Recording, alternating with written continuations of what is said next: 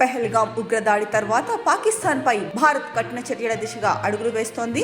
ఇప్పటికే ఒక్కొక్క దెబ్బ కొడుతూ వెళ్తోంది. అంతేకాకుండా ఉగ్రవాదులకు ఊహించని రీతిలో శిక్ష విధిస్తామని ఇప్పటికే ప్రధాని మోడీ తీవ్రంగా హెచ్చరించారు. ఈ నేపథ్యంలో ఏదో జరగబోతోందన్న సంకేతాలైతే వెలువడుతున్నాయి. ఇక తాజాగా జమ్మూ కాశ్మీర్లో సర్వసన్నాహాలు జరుగుతున్నాయి.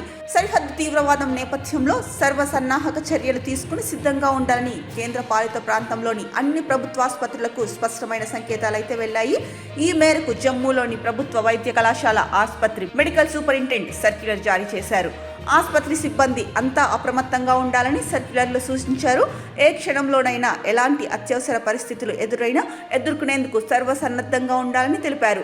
ఇక అన్ని ప్రభుత్వాసుపత్రుల్లోని స్టోర్ కీపర్లో అవసరమైన అన్ని అత్యవసర మందులు, కీలకమైన పరికరాలు, ఇతర కావాల్సిన సామాన్లు సమకూర్చుకోవాలని ఆదేశించారు. ప్రభుత్వాసుపత్రి సిబ్బంది ఎవరూ సెలవు తీసుకోకూడదని, విధులకు అందరూ తప్పనిసరిగా హాజరు కావాలని హెచ్చరించారు. విధులు నిర్వర్తిస్తున్న వేళల్లో సిబ్బంది తప్పనిసరిగా ఆసుపత్రి ప్రాంగణంలోనే ఉండాలని సూచించారు.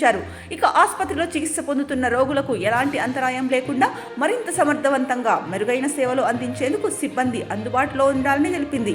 అంతేకాకుండా అన్ని అత్యవసర పరిస్థితుల్లోనూ వెంటనే స్పందించేలా కంట్రోల్ రూమ్ కూడా ఏర్పాటు చేయాలని పేర్కొంది.